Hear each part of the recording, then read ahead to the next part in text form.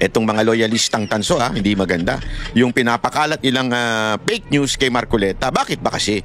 Kasi si Marcoleta, meron na naman siyang pasabog. Alam mo to si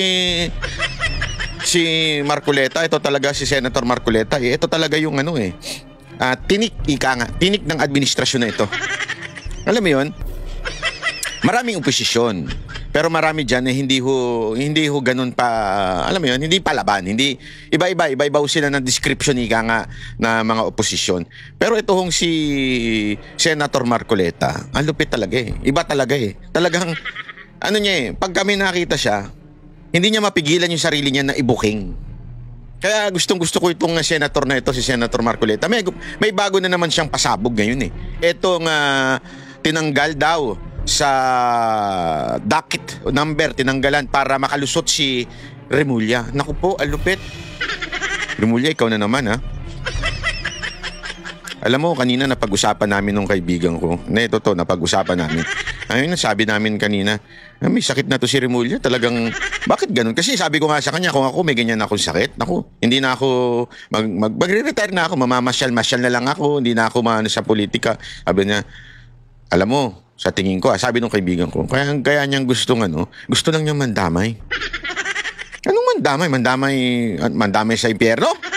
Hindi, totoo din ang tanong ko Mandamay sa impyerno? Tinanong ko sa kanya, sabi niya, hindi. Mandamay sa, alam mo yun, since may mangyayari sa kanya, hindi maganda, so baka gusto niyang maranasan din ng iba.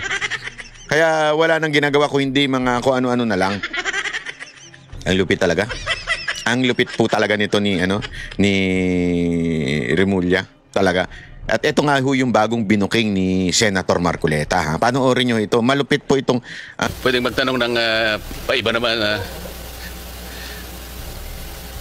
Mr. Chair. Mr. Chair. Tanungin sana ang ating secretary. Kasi noong September 11, 2025... Alam mo, gusto ko na makilala si Mr. Chair na yan. Mukha bang upuan yan? Kayo po ay nag-file ng criminal complaints doon sa 20 opisyalis ng DPWH, DEO, First District ng Bulacan. Tama po. At noong September 19, 2025, sa order po ng ating then acting Ombudsman Dante Vargas, 16 of them were placed under suspension. Ano po ang status ngayon ng mga yun? Mr. Chairman, yung pong 16 na yon, suspendido pa din, but we have already initiated dismissal proceedings dun po sa 16. Yung po kasing 4, na-dismiss na po yon. Si Alcantara, si 20 po kasi yung opisyalis na yon, na nakasuhan sa unang kasong final natin before the Ombudsman for the First District of Bulacan. Yung pong 4, si Alcantara, Hernandez, Mendoza, Duya, ay dalawang Mendoza, Alcantara and Hernandez ay na-dismiss na po. Yung pong 16 ay suspended, pero ongoing na po ang kanilang dismissal proceedings under civil service rules. Kaya ako po tinanong yan, Mr. Chair. Noon po kasing September 17, 2025, the acting Ombudsman Dante Vargas issued an office order na ang nangyari po, lahat po ng criminal or administrative complaints that were filed within 10 days prior to that order, meaning to say, magsisimula ng September 7 to 16, mawawala yung docket number. Ang epekto po noon, dalawa po ang epekto Halimbawa po, yung acting ombudsman, yung pinagdududahan nating lahat nung time na magdidesisyon na. Kasi tinatanong kung, di ba, bawal na may kaso. Sabi nga ni Senator Amy, pinaparinggan niya yung acting ombudsman na yon, wag mo nang ipilit. Nag-issue pala ng buburahin daw yung mga isinampa ng kaso starting yung date na sinabi ni Marcoleta until the 16th of September. Kaya niya tinatanong etong si Vince Dizon kung yung bang nakasuhan at that time natanggalan din ba ng docket number o etong particular lang na si Remulla. Kasi dahil nga walang docket number, tinawag tuloy na cleared si Remulla. Yun ang sinasabi ni Marcoleta dito. Walang kinugnayan si Secretary Bison dito tama, si Vince Dizon. Wala ko siyang kinugnayan. Ang sinasabi, kung nagsampa kayo ng kaso during that time, Tapos may nagsampa rin ng kaso kay Remulla. Bakit si Remulla lang ang natanggalan ng docket number? Yun ang tinatanong niya. Yun ang sinasabi niya, pino-point out niya. Yung September 15, 2025, wala pong connection ng DPWH dito. Kaya walang nabanggit yung September 15, 2025 complaint. Ito po'y kasali doon sa 10 days na inalisan po ng docket number prior to September 17. Yun.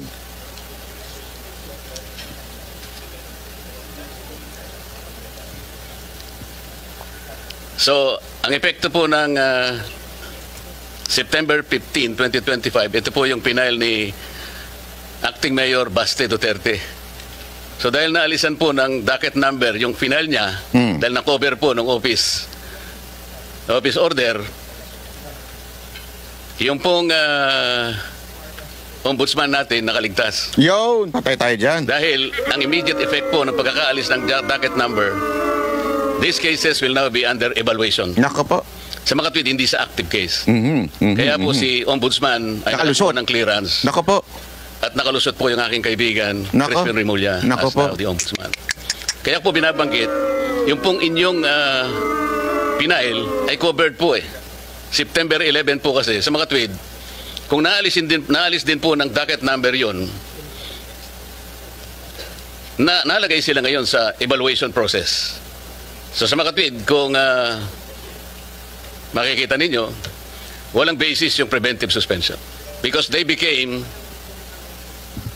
cases under evaluation. Napansin po nyo, Secretary? Tsaka iba talaga. While it benefited the ombudsman, the applicant ombudsman at time, hindi po nagkabisa yung suspension ninyo because both of these cases were covered under the order issued by Dante Vargas. So may nagsasabi nga, Mr. Chair, kapag ikaw ay nanalangin para umulan, kinakailangan ay pagtiyagaan mo yung putik na idudulot nito. Nakbo. So nasaan po ngayon yung suspension? Parang napakahirap ikunik nun ha. Ito talaga si Senator Marcoleta, mga binibitawang napakahirap, napakalalim. Oh. Pero ang tanong niya dito, wala akong kinalaman yung DPWH ha. Kino-compare lang niya. Yung demanda dito kay Remulla, ito yung date.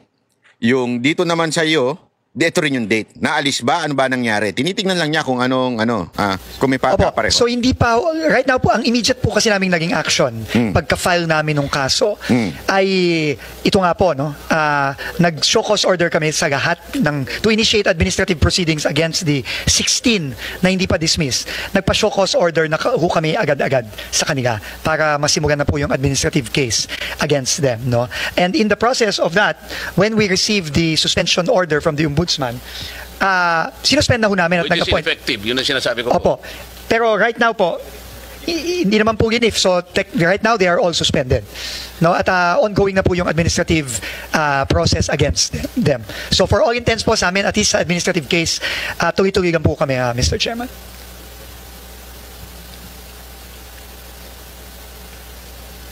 Mr. Secretary, nakikita ko po kasi dito, meron kang USEC for Regional Operations. Merong isa ring USEC for Regional Operations. Parang si USEC Bisnar yata, Luzon.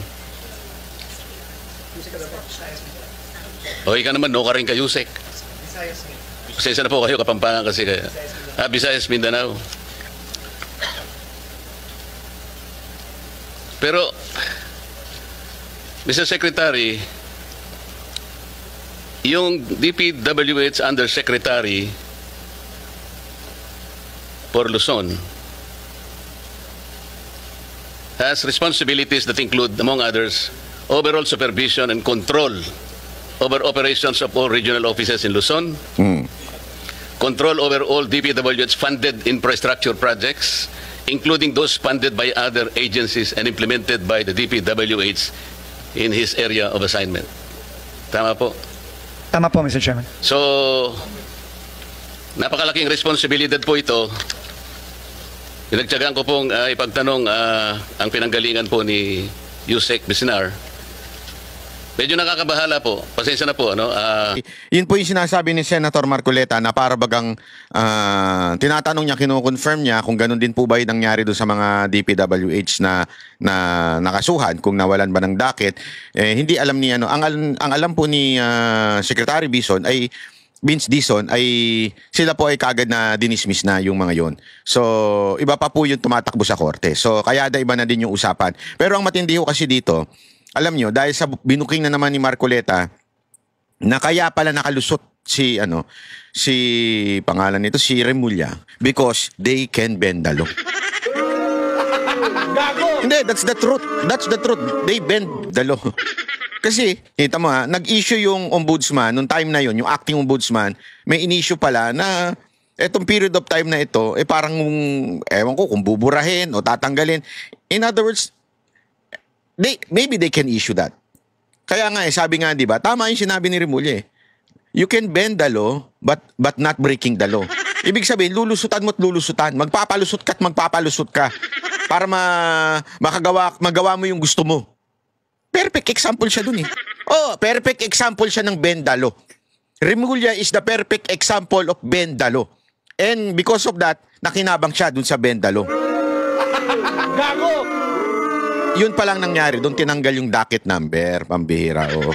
Ito tungkol kay Marcoleta din, kasi ngayon, grabe, kesyo inambush daw si Senator Marcoleta, yun ang sabi, patay tayo dyan. Yun hong mainit na nag-viral sa social media, nitong weekends, tungkol kay Senador Marcoleta. Ayun nga. Aba, siguro hindi lang 100 ang nag-message sa akin para itanong kung totoo o hindi totoo. Nako, ang dami po talaga nagtatanong. Yun na nga. Maging si Senador Dante Marcoleta, tinatanong ko Oh. At tinanong din niya kung naambus daw ba siya. Ay, pambihirang buhay, oo. Totoo ba ito? Naambus daw ako.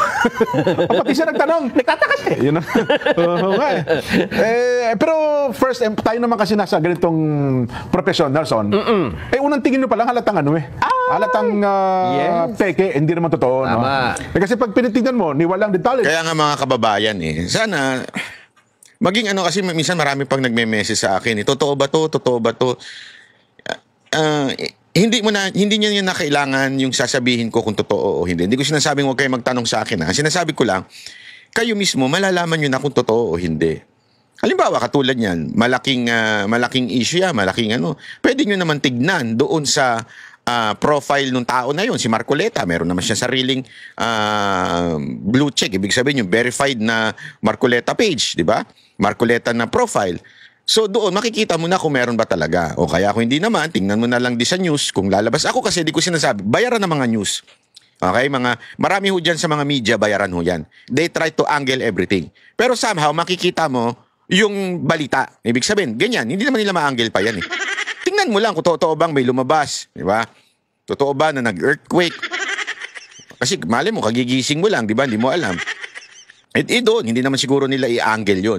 Yun yung ibig ko sabihin, mga kababayan. So, tingnan natin. Kasi huwag tayo kaagad maniwala at mataranta. Ang dami yung nagtatanong. Minsan, sabi ko, alam niyo naman siguro yung sagot kasi lumabas lang sa isang vlogger. At ito matindi. Yung mga vlogger nagpakalat, mga Marcos loyalist. Gusto ba ninyong patayin si Marcoleta? Nagtatanong lang ako, Gago! Bakit? Tinik ba po ba talaga siya? Kaya hanggang pangarap na lang kayo? Diba? Ang matindi nito, pag sa side nila, yung ganong fake news, di umano, kahit hindi nga fake news may gagawing step ang gobyerno, ikukulong yung mga tao. Pero yung mga ganito, tingnan ninyo, mawawala lang bigla-bigla ito. But they can find kung sino yung tao na yun. Kasi yun yung sa nahahanap nila Basta, ang kinontra mo, ay nasa gobyerno, kikilos sila. Kahit nga hindi fake news, kikilos sila para usigin, para i-prosecute, para ikulong. Pero pag ang na-fake news na ay yung mga nasa oposisyon, wala silang pakialam dyan. Wala silang pakialam dyan. Ano yan? Bahala kayo, ganun. Wala lang, picture lang. Tapos ganun lang ang sinabi. Yes. Pag tingnan mo yung detalye, wala kang makikita ng detalye. Ayun nga. Di ba? So hindi mo siya may tuturing na totoo. Yes. At hindi lalong ni maliit na balita, hindi mo masabing may bahid na katotohanan Wala pang ibang sources, siya lang no? Wala. Ano ba? Drick parang, TV, parang gano'n kinote lang siya ng iba't iba. Pero pero kung... Nag-share lang Ay, pero Pagka ganun, alam nyo na hindi totoo yan. Pero nagtagumpay siya, malamang malaki kinita ngayon nun. Malamang. Ang problema, malaking problema din yan. Oo. Eh kasi pwede siyang i-report ng mga tao, lalo yung mga nag-alala. Oo. Hindi, kasi, alam mo, tuloy muna natin. Ha? Hindi lang yun. Nawawalan siya ng kredibilidad. Ayun, Kaya pati nga- channel niyo po dyan. Ngayon siguro, baka Kaya lang, mga kapatid, maraming ganyan eh. Di ba? Yung credibility, wala silang pakialam dyan. Meron nga yung nagsabi ng Talano Gold, hanggang ngayon, putang inang, kapal na muka. Kung ako yung nagsabi ng Talano Gold na pag nanalo si Marcos, ipamimigay yung Talano Gold. Hanggang ngayon, wala pa yung Talano Gold. Tangina, magbubura na ako ng channel. Kung ako nagsabi nun. Pero ngayon, boy pa yung animal na yun eh. Hindi pa nagbubura ng channel yun eh. Di ba? Hindi pa nagbubura ng channel yun. Animal na yun. Sabi niya, diniscuss natin dito yun. Meron ng Talano Gold. Ang inang bobo nung hayop na yun. sa ano mo, Baka nag-pull outan, ha? Baka Ayan. nag-unsubscribe yung marami. ayun na nga. Pero tingnan ko yung Kilala niyo yun? Kung sino yun? Yung animal na yun? I-comment nyo nga dyan. Hindi yan ng ating contest ha. Pero i-comment nyo nga dyan. Kung sino yung tanso vlogger na yun na sinabi, pag nanalo si Marcos, ipamimigay ang Talano Gold. Tang inang yan hanggang ngayon. Nga, puro tayo utang. Ibinenta pa yung ginto natin, ipamimigay ang Talano Gold. Animal ka rin, no? ano, parang wala din naman ganong subscriber eh. Kaya pala. Yung channel. Ayun pala yung gusto niya. Oo nga, baka nagpapansin lang. Naku, delikado po yan, ha? Huwag niyong gagayahin. Yung gagawa kayo ng maling balita, tapos lalo na kung may mga taong madadamay. Ayaw naman. Oo, Kaya delikado sabi ko, yan. paano yung mga supporters at mga tagahanga ni Senador Marcoleta, yung mga naglala. So, hindi po yan totoo. kamag-anak. Ha? Hindi po, wala. Hindi, aba, Oo. ano ba nakalagay doon? Inambush daw? Muntik na. Muntik inambush. na raw inambush. Nako po. Ay, nung maghapon mula umaga hanggang hapon magkasama kami ni Senador Marcoleta noong Sabado eh. Ay, baka naman na-ambush kayo habang magkasama kayo. Oo nga. Nag-interview sa kanila doon, hindi naman ambush interview. Talagang biyernes pa lang, nakaplano ng sir, interview po kayo. Ayun. So kahit ambush interview, wala pala. Walang nangyaring ambush interview. Pagkatapos ng aming aktibidad, naghiwa-hiwalay kami. Sabi niya, may kausap lang siya dito sa tapat ng himpilan. Oo. Pagkatapos umuwi na rin sila. At saka yung picture yatang ginamit nun, picture sa ibang balita, no? Oo. May mga polis, may mga militar. Oo. Ngayon, no? Iba pa ata yan. Ano? Yan, puro fake news eh. Ayan, tingnan ninyo. Tingnan ninyo, ha? Militar. Di ba? Ano yan? Sandali, ha? Hindi ko kasi makita ng malapitan. Ilagay natin dito yung para makita natin ng malapitan. BBM United. Tingnan mo itong mga putang inang mga loyalista na to. Animal talaga, eh, no? Militar. Di ba? Iba pa ata yan. Ano? Yan, puro fake news eh. Ay, Yan. sus. Hindi yung last. Pag i-check nyo lahat yan, chinek ko eh. Marami dyan, talaga loyalista. Sila naman na mahilig mag-fake news eh. Eto, tanongin ko kayo. Di ba si pangalan nun, si Aling Claire, laging sita ng sita yun. Sinasabi niya, galit sa fake news, itinatama. Bakit di mo itama ito? Sabihin mo, kayong mga loyalista, huwag kayo nagpapakalat ng fake news. Ba't di mo kayang gawin yan, Aling Claire? Namimili ka lang eh. Namimili ka lang ng sisitahin eh. Hindi, sabihin na natin, baliktarin natin ito. Ang sinabing ganyan si Marcos instead na si Marcoleta. Sigurado ako bukas ay magsalita ka eh. Baka sabihin mo iba, sandali, banat bay. Hindi naman siya tauhan ni Marcoleta. Oo, pero still, the point here, lagi niya kasi sinasabi, nandyan siya para itama ang mga peking balita, di ba? Oo, kahit ba hindi siya tao ni Marcos, I mean, if you are really against fake news, ako ganun eh. Ako ganun. Kahit hindi naman ako loyalista, pag nakita kong fake news, whether ang pinipake news si Marcos o si Pangulong Duterte, si Marcoleta o si Soto, kinukorek natin. Kasi ako, galit ako sa fake news. Ayoko talaga ng fake news. Kasi biktima ako ng fake news eh. Oo. Walang biro. Ang dami na po nag-fake news sa akin. Kahit nga po yung mga kaalyado, fake news eh. Yung mga iba pa mga kaalyado, kung ano sinasabi tungkol sa akin. Kaya galit ako sa fake news. Hindi ko gusto yan. Whether it will serve your political color o hindi, fake news is fake news. Huwag natin sakyan yan. I hate fake news. Kaya ako never ako sumakay dyan. Kahit nga di ba yung isang pinakamalaking controversial na video, di ba? Sinabi ko kagad sa inyo, I do not believe it. It's not enough for me. Sinabi ko, ayan. Hindi ko sinasabing hindi totoo yun, ha? Na hindi totoo yung ini-imply ng video na yun. Hindi. Tangina, kayo nga bumoto, ako hindi. Kasi naniwala na ako noon pa, I do not need that video to confirm to me. Kasi, alam mo, Yung mga video-video na yan, madali nang dayain ngayon yan. Hindi ko sinasabing dinaya yun, ha? Wala ako sinasabi. Okay? Ang sinasabi ko lang, madali nang dayain yan. Mahirap i-kumpirma ang isang video, photo kung totoo o hindi. Kaya nga kahit yung si Zaldi ko, yung gumaganon-ganon siya na ayaw niya magpa-picture, pinuna ko rin yun. Sabi ko, alam yung lahat, na best friend ko yan, si Zaldi ko, talagang pinahirapan ako niyan. Di ba? Kinasuhan ako niyan. Pero hindi ko sasakyan yung mga alam kong peke. Peke, kaya nga, hindi ako bumabase doon. Galit kasi ako sa fake news. Naniniwala ako doon sa sinabi ni Pangulong Duterte kasi siya mismo nakita niya. Meron siyang experience na pinaniwalaan ko, na nakita ko, na nakausap ko direkta mula kay Pangulong Duterte mga sinabi niya sa akin. So kaya ako naniniwala at that time, kaya nga hindi tayo naging unity team eh. Di ba? Yan ang dahilan. Hindi ko na kailangan makumbinsi. At as the time goes by, hindi mo kailangan patunayan through video or picture ang isang tao ay bangag. Tingnan nyo lang mag-decide. The way they decide, the way the direction, makikita mo na kung ang tao lutang o hindi. Di ba? Wala, ipabago-bago. Basta, makikita mo na yan. Hindi mo na kailangan. So, anong punto ko dito? Kaya nga, ladies and gentlemen, kung talagang seryoso si Aling Claire na punahin ang mga fake news, dapat pinunahin rin niya to. Di ba? Dapat sinasabi niya, huwag kayo magpe-fake news kung ayaw ninyong ano. Ang problema, mga Duterte lang ang target ni Aling Claire. Nilagay siya doon para i-bash lang ang mga Duterte, di ba? Hindi, eto mga kababayan. Kaya nga dito mo masasabi, makukonfirm mo na bayaran ng mga media. Imagine ninyo, panahon ni Pangulong Duterte, ang inilagay sa ganyang posisyon ni Aling Claire si Mocha. Tapos si Mocha bira ng bira kay Leni Robredo. Sigurado ako, pinag-initan na ng media. Hindi yun ang posisyon niya, pinag-initan siya. Di ba? Pinupuna. Ba't pa nagbablog yan? Bakit pa nagaganyan yan? Dapat din na nagbablog yan. Pero si Aling Claire, pinuna ba ng mga media na nagbablog siya? Hanggang ngayon, tuloy-tuloy yung vlog niya. Kumikita ang animal eh. Hindi, totoo. So, di ba dapat conflict of interest yun? Kasi yun ang sinasabi nila nung kay Mocha, conflict of interest yung pagbablog niya. Kasi nasa PCO na siya. ASIC lang yun ito, USIC. Bakit hindi conflict of interest? Diyan mo mapapatunayan na bayaran ng media, lalong-lalo na yung nandiyan sa press, Malacanang press cartel. Naku po, daming bayaran dyan. Ibig sabihin ito, nilabas na nung page ni Senador Marcoleta.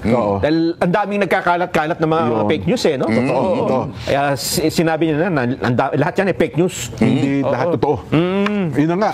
Ako, ewan ko lang, gaya niyan, pwede ba mag-initiative ang police, NBI? Yan. O kaya, sino ba, mga ahensya ng gobyerno, na maghain ng reklamo dito? Alam mo, Jen, o i-report. Ginawa na ng NBI yan eh. Ganon? Noong ang Pangulong Bongbong Marcos ay bumisita sa Bogo, Cebu. Nagpa-picture, may picture doon nilabas. At may isang gumamit sa picture, nilagyan ng arrow yung ulo ng Pangulo at nilagyan niya ng caption na headshot. Nakakulong pa yung tao eh. Hanggang ngayon? Kasi ano daw yun? NBI parang assassination attempt yun. Pero ang tinutukoy pala doon, Bisaya, natapat doon sa Bogo, Cebu. Yun ang paliwanag nung tao. Pero siyempre sa mga, at saka ang ibig sabihin ng headshot sa Cebu ay Cebuano ay sapul. Pero sa iba, siyempre naman, hindi lahat ng magbabasa niya Cebuano, di ba? Kasi kung sa shooter daw, yung mahawak ng baril, pag headshot, ibig sabihin, tinamaan ka sa ulo. Ayun, yan ano lang ha. Arrow. Tsaka interpretation lang. Yes. Higit lalo ito na muntik inambush. Pwede yan. Yun. So ayan So ayan po yung fake news kay Marcoleta. Lupit talaga. Naku po, ba't hindi ho ito? Ay nako.